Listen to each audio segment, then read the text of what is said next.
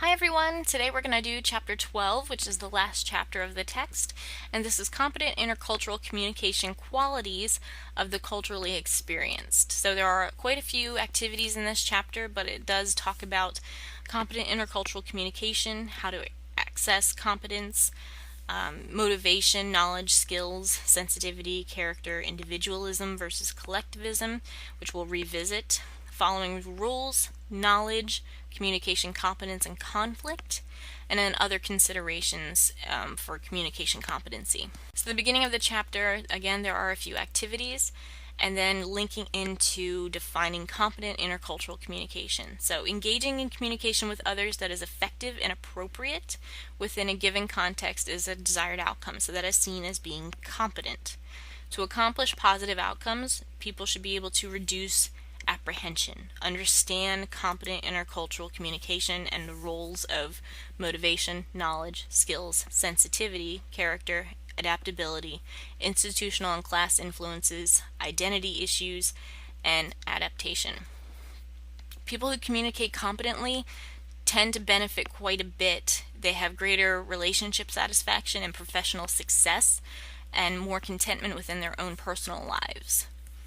There's a lot less miscommunication from you as a competent communicator, and there's less miscommunication or misunderstandings from others that are communicating to you. So communication competence is defined as the characteristic of high-quality interactions. That's on page 488. And this is something that you're constantly working on and will constantly get better and better at. It's very hard to perfect this because the way we communicate and terminology changes, so competencies change. Assessing competence. So adaptability is first. Communicative adaptability refers to the ability to change behaviors and goals to meet the needs of an interaction. Next is institutional, political, and class influence. So local institutions such as schools or religious institutions and social services can facilitate or hinder immigrants' adaptation. So that can have a big impact on cultural competencies. Class issues can enter into the picture, so sometimes immigrant workers are seen as necessary but not welcomed into larger society because of their class. So yes, there is still a class system even in the United States. Identity and adaptation, so how individuals are able to manage and develop a multicultural identity. It depends on three basic things. First is the extent to which these individuals want to maintain their own identity, language, and way of life compared to how much they want to become part of a new, different society. Next is how these individuals develop multicultural identities and to the extent to which they have day-to-day interactions with others within that new society. Third is how these individuals relate to their new society involving the ownership of political power. Next is conversational involvement. So this is the extent to which a communicator is cognitively and behaviorally a part of the interaction. So communicators must be internally focused on a conversation, while they're also demonstrating their involvement through their nonverbal interactions. So internally, you got to be focused, and externally, show that you're focused. The next activity talks about empathy, which is the ability to show our conversational partner that we understand his or her situation and that we share in their emotional reactions. This is not the same thing as sympathy. Sympathy is feeling sorry for another person. Empathy is trying to feel the same as the other person. Effectiveness refers to achieving the objectives that you have. So effectiveness is one of two fundamental criteria for determining competence. So the appropriateness and the degree to which communicators achieve personal goals in a certain situation without jeopardizing other important secondary goals. The appropriateness is the second, and that refers to upholding the expectations for a given situation. Being appropriate aids being effective. So speaking appropriately means choosing language and symbols that are adapted to the needs, the interests, the knowledge, and the attitudes of the listeners, and avoiding language that can alienate them or make them feel uncomfortable.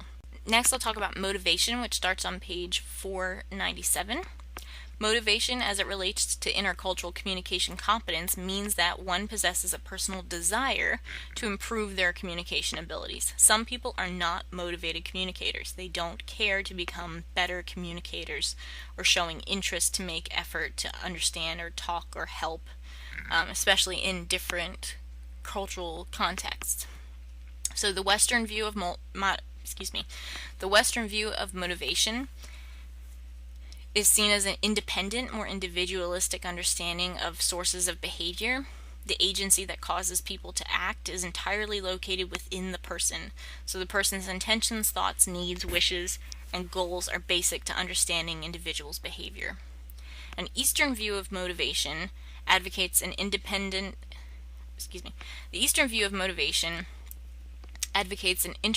collectivist understanding of the sources of behavior. So think about this the same as cultural, individualistic and collectivist cultures.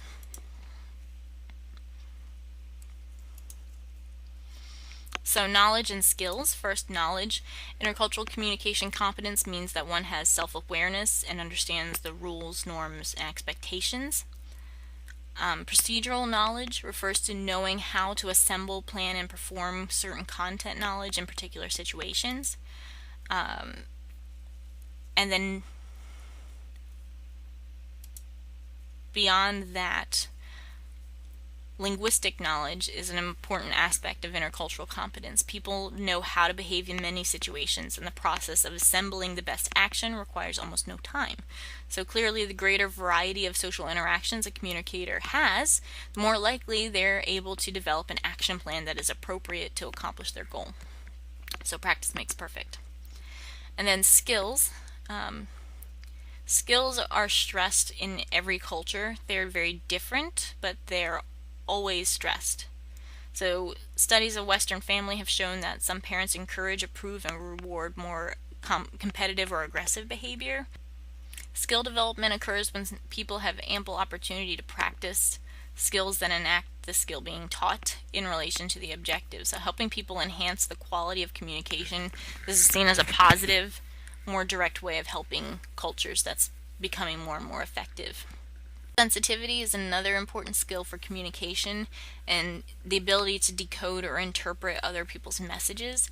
So you have to take note of the way the person is saying what they're saying and really what the subject matter is.